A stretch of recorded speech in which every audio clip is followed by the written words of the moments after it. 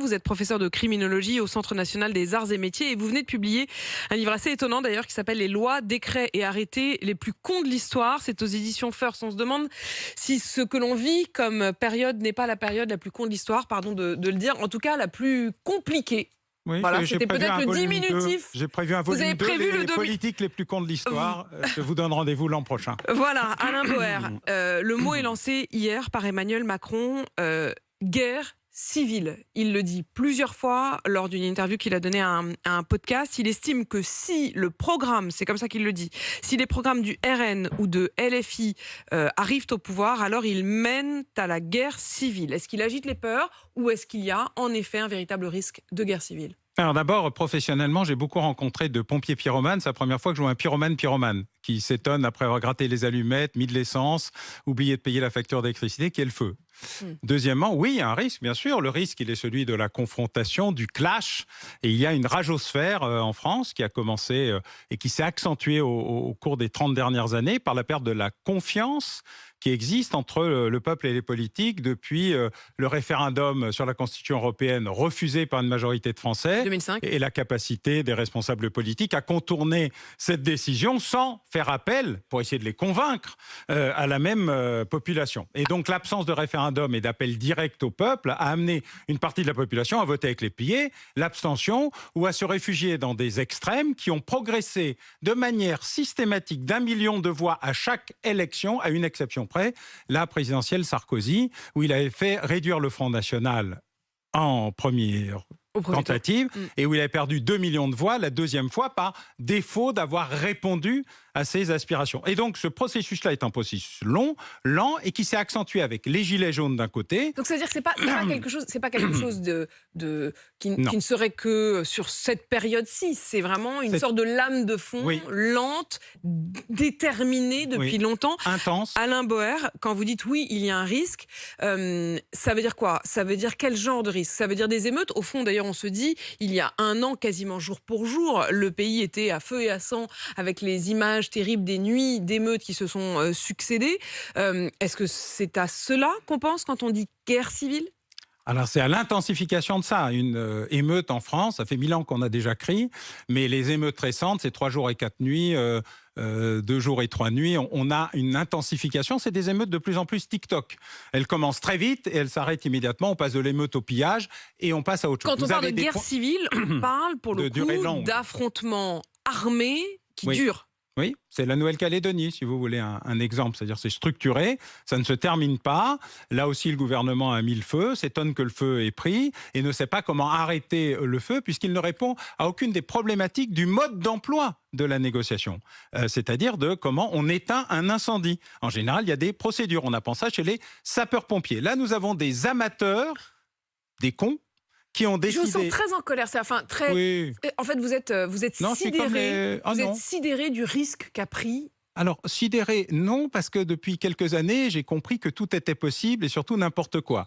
Donc la sidération ne fait pas partie de mon métier, parce qu'autrement j'aurais arrêté il y a longtemps. Mais d'un point de vue criminologique, ce que je voyais avec des pulsions criminelles irrésistibles deviennent des pulsions politiques irrésistibles. Et quand Narcisse et Néron rencontrent Caligula, on a un petit sujet qui un jour va falloir traiter dans le contrôle démocratique. Je ne parle pas de la légitimité de l'élection. Le vrai problème que nous avons est le suivant. Le peuple français va s'exprimer au premier tour et au deuxième tour. Ça, c'est la démocratie. C'est la démocratie. Il y a des gens qui expliquent qu'ils ne respecteront pas le résultat, même s'il est parfaitement démocratique, si les élections sont parfaitement libres, si on considère que les citoyens sont informés, si la campagne électorale est régulée, vous avez des temps de parole. C'est qui ces gens-là ? Parce qu'on a entendu par exemple Jean-Luc Mélenchon hier dire qu'il respecterait le choix des urnes si le RN sortait vainqueur des élections.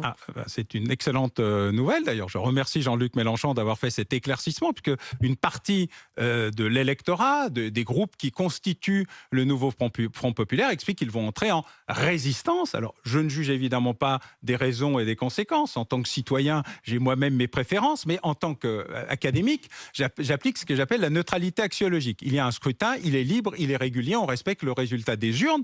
Après, on fait confiance au Parlement, au Conseil constitutionnel, aux institutions pour réguler les pulsions majoritaires. Est-ce que le risque est le même ? C'est-à-dire que Emmanuel Macron dit si c'est RN ou LFI, ce sera la guerre civile. Est-ce que le risque est le même si le RN l'emporte ou si LFI l'emporte? Pour l'instant, je n'avais pas entendu le RN contester le résultat de l'élection, même s'ils perdent. Et j'avais entendu beaucoup de partisans de la gauche ou de la gauche extrême ou radicale, on l'appelle comme on veut, expliquer qu'ils entreront en résistance. Mais de toute façon, les trois groupes qui se présentent aux élections n'ont rien à faire des élections législatives. Ils préparent la présidentielle. Et donc, il ne faut pas gâcher les chances de la présidentielle. Donc, ils auraient intérêt à appeler leurs troupes au calme. Ou au chaos. Ou au chaos? Si le chaos vient de la base et de la société civile, la constatation du chaos amène à une élection présidentielle. Oui, et les politiques pourraient dire c'est pas moi, c'est pas la moi. base. Et donc à une élection présidentielle accélérée. Donc vous avez d'un côté M. Bardella qui allège son programme et qui montre avec un parcours d'ailleurs tout à fait remarquable du point de vue de l'appétence des électeurs, à quel point il est adaptable, flexible, à quel point il entre dans le costume du gouvernement, mais je ne suis pas sûr qu'il soit totalement ravi à l'idée de gouverner pendant 2 ans un pays en faillite.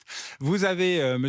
Mélenchon qui dit « je suis Premier ministre, pas Premier ministre », mais en fait l'intérêt c'est que l'élection présidentielle est désormais le lieu le plus tôt possible, et la majorité ou l'ex-majorité présidentielle qui essaye de ramasser les morceaux sans ayant encore de candidat à la même présidentielle si elle avait lieu. Les autres n'ayant pas de candidat de Premier ministre. Vous voyez, c'est une situation très paradoxale. Chacun joue l'élection d'après et n'a pas grand-chose à faire de l'élection de Alain maintenant. Boer, dans son interview, Emmanuel Macron, il parle de guerre civile et il fait même référence à une France qui s'est déchirée entre protestants et catholiques. Il parle de la Saint-Barthélemy, au fond, 1572, des milliers de protestants massacrés dans les rues de Paris par des catholiques. Est-ce que cette référence, ça veut dire l'idée d'une guerre civile, pas seulement guerre civile, mais guerre religieuse, est la bonne référence? Vous imaginez Marine Le Pen ayant fait la même phrase, proposant une guerre religieuse en France et il ne le propose pas, il dit le redouter. Vous imaginez la référence? Cette référence, oui. Vous imaginez, vous, interviewant dans une demi-heure Marine Le Pen, disant « Madame, vous proposez une guerre religieuse en France ?» Vous imaginez l'effet que ça aurait? Vous imaginez d'où ça vient? Vous trouvez ça coupable? On est au-delà de ça. Je veux dire, le président, malheureusement, c'est dévalorisé, dévalué dans son rôle de président de la République. Mais précisément, puisque vous faites référence à Marine Le Pen, Marine Le Pen elle-même a dit qu'elle imaginait qu'il y aurait vraisemblablement des émeutes s'ils arrivent au pouvoir. Elle dit le redouter, mais elle dit que c'est tout à fait vraisemblable qu'il y aura des émeutes. Il suffit de lire les réseaux sociaux, au cas où, manifestations, mouvements, résistance, etc.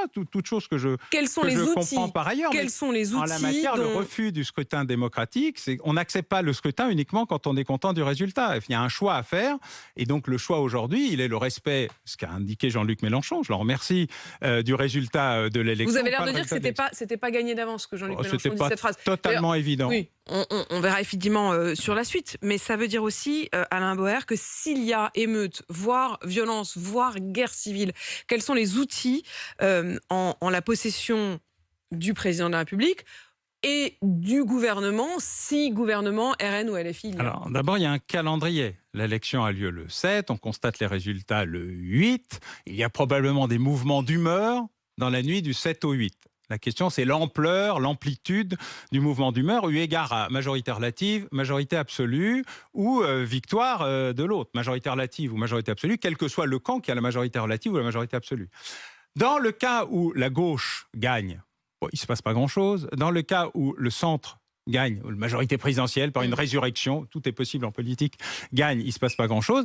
Dans le cas où le RN gagne, il y a des annonces de mouvements divers et multiples. Qui va gérer cela? Le gouvernement sortant. Le gouvernement entrant ne sera investi qu'un peu plus tard. Il va ensuite demander la confiance du gouvernement, composer le gouvernement. Il y aura probablement une négociation avec le président de la République sur les postes dits régaliens, l'intérieur, la défense, peut-être le Quai d'Orsay, éventuellement la justice, afin de trouver des candidats de compromis si on est dans cette atmosphère-là. Au fond, vous ne dites pas du tout comme Emmanuel Macron qu'il y a un risque de guerre civile, quel que soit l'extrême qui passe. Vous dites en réalité le seul risque d'émeute, de violence, de contestation qui existe, c'est si le RN passe et qu'il serait donc contesté par des militants de gauche. Des militants venus de toutes sortes, des anti-RN, des antifas, tous ceux qui ne sont pas contents du résultat. Mais qui sera obligé de gérer cette partie-là de l'histoire? Le gouvernement actuel et le président de la République actuelle, qui a effectivement... Qui seront encore officiellement aux manettes. Donc, en tout état de cause, ça ne le concerne que Ça ne compte que. Alain Boer, on aura besoin de vos lumières, donc à nouveau, rapidement, semble-t-il. Merci beaucoup d'être venu faire le point avec nous. Vous êtes professeur de criminologie au Centre national des arts et métiers et je ne résiste pas à redire le titre de votre livre, Les lois, décrets et arrêtés les plus cons de l'histoire. C'est bientôt le volume 2. Aux éditions First.